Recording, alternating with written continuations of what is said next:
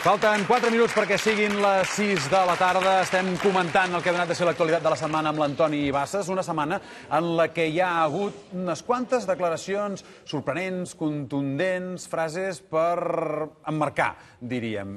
Antoni, ara les anem comentant. Començant per la intervenció que va tenir al Parlament de Catalunya el diputat de la CUP, David Fernández, convidant els exdirectius de Caixa Penedès a mirar-se al mirall. Mireu. ¿Saben qué es la omertà? ¿Saben qué es la mafia? Doncs comprin-se un mirall aquesta tarda, se'l posen al davant i veuran la màfia i l'omertà al davant. Vergonya. L'omertà és el silenci, és el silenci obligat per la màfia, perquè si el trenques et maten, no? Doncs el silenci. Això és una comparativa que fa David Fernández perquè aquests dos exdirectors generals de Caixa Penedès es van acollir al dret de no testificar, és un dret que hi ha, ells deien que per evitar un judici paral·lel, perquè això és una comissió d'investigació parlamentària, que no té valor judicial, però ells tenen oberta una causa, i en conseqüència deien que no volien, diguéssim, que una declaració pogués entorpir l'altra. I, per tant, a les preguntes successives de tots els diputats, de tots els grups, no deien res. Quan li va tocar a David Fernández, doncs la cosa era subratllar aquest silenci com una vergonya, la intervenció és una mica més llarga al principi i els diu que s'estan enrient a la cara, ell diu, se'ns estan enfotent a la cara del que van fer i a sobre no estan contestant les preguntes. Jo l'he triat i em fa l'efecte que no cal que expliqui gaire per què. Jo estic segur que a molts dels telespectadors els haurà passat el mateix que he notat que passava aquí a l'estudi. Has notat què ha passat aquí a l'estudi? Sí. Un silenci. Aguantes la respiració. Aguantes la respiració. Aquest és un moment de veritat. És un moment de veritat, en el que el to baix que normalment fa servir en David Fernández, barrejat amb la indignació que sent, amb la mirada que clava en el seu interlocutor, fa que transmeti una enorme força. És l'actuació d'un polític que no està repetint una consigna, que no està lluint-se davant de les càmeres, tot i que certament s'hi està lluint, sinó que està parlant alhora, i això és dificilíssim en tots els ordres de la vida, amb el cap i amb el cor. Jo m'atreviria a dir que és un dels moments més brillants del parlamentarisme català de les últimes èpoques. Jo no havia vist mai una cosa com això. Haig de dir que en aquests 4 anys als Estats Units jo, David Fernández, no l'havia vist gairebé mai actuar. I l'altre dia em vaig fixar en el debat de política general que la seva intervenció tenia un to bastant semblant a aquest. O sigui, ell surt al faristol i parla així amb un to baix i no sé què. Això, fins i tot en termes polítics, que més aviat es té tendència a cridar i a repetir els eslògans, pot semblar anticomunicatiu. Però fixeu-vos que en el seu cas és profundament comunicatiu perquè captura l'atenció del que l'escolta, que baixa la veu perquè, escolta, m'interessa saber el que està dient.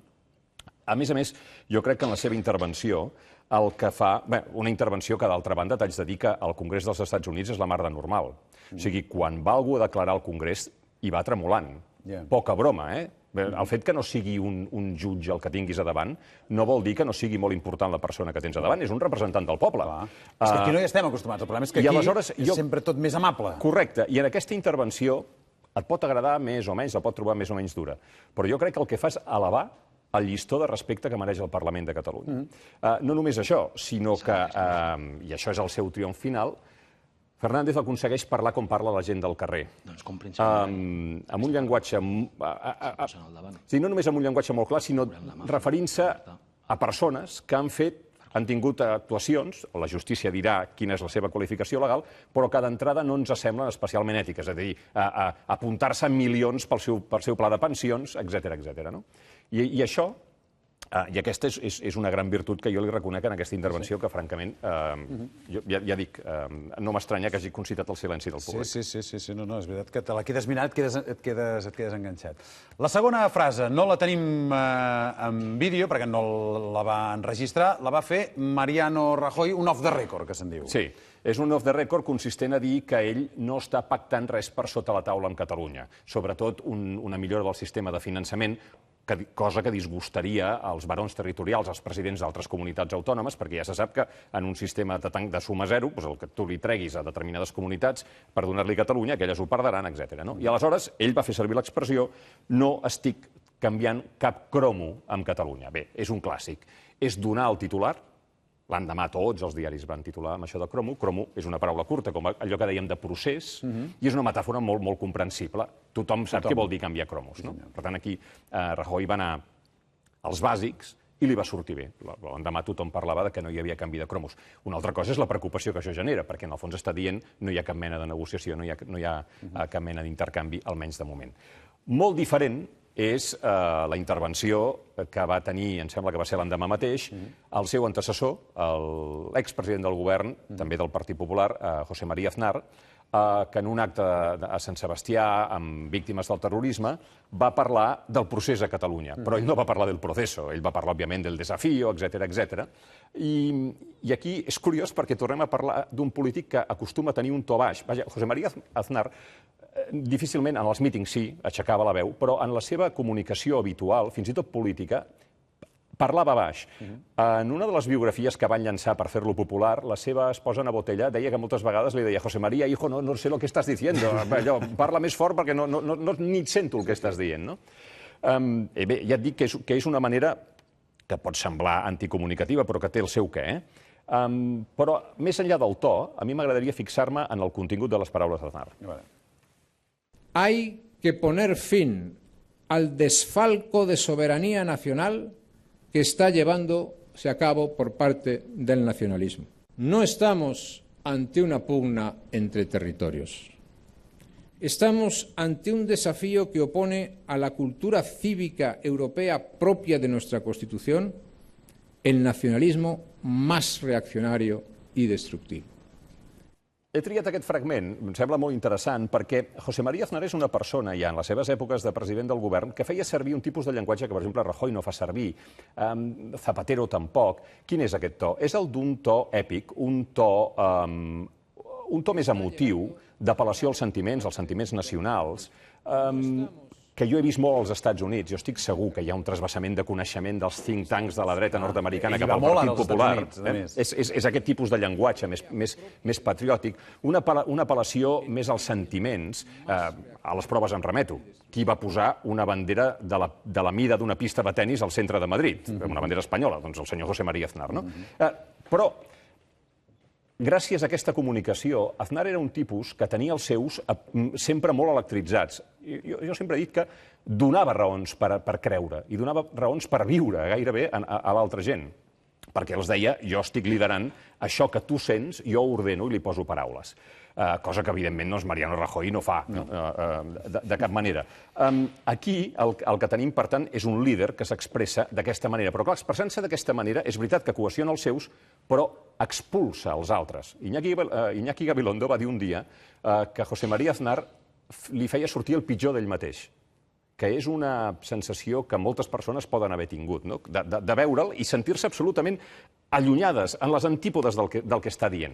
Per què això? Doncs l'altre dia, veient aquest fragment i pensant que avui el trauria amb Xavi, vaig recuperar un llibre que no és d'ara, és de fa 5 o 6 anys, d'un politòleg italià que es diu Giovanni Sartori, que ha sigut professor a universitats americanes, té 9 doctorats honoris causa, és un senyor gran ja.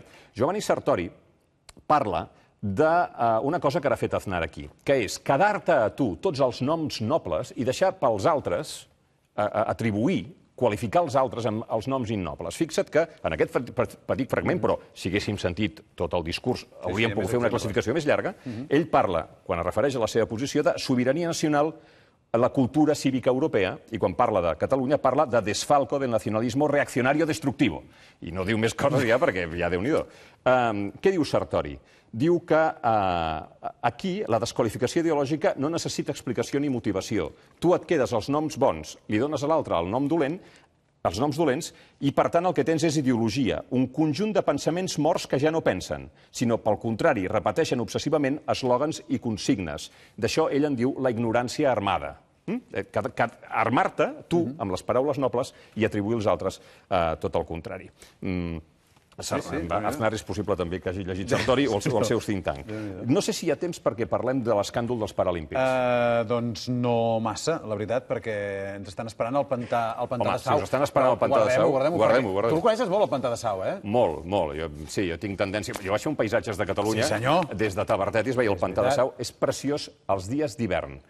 que a 800 metres de Tavertet tenim sol i a baix, a la plana i també al pantà, hi ha tota la boira enganxada com si fos un cotó que algú, amb una mà enorme, ha posat sobre el pantà. Doncs avui des del Sembla Pantà que de vagis Sau amb avió sobre els... parlarem d'un grup que va prendre el nom, el grup Sau, Home. que ha estat un dels grups, en fi, més exitosos de la història del pop-rock català. Una vegada m'han explicat que quan anaven per gires, en algunes ràdios, els hi deien, i ara estan aquí, està el grup Suau. Suau. Ara ens explicarà, perquè està amb l'espectacle el Pep Sala, i ens explicarà segurament per què li van posar aquest nom. Antoni, moltes gràcies. Ens veiem la setmana que ve. Aquest aplaudiment per Antoni Bassas. Va,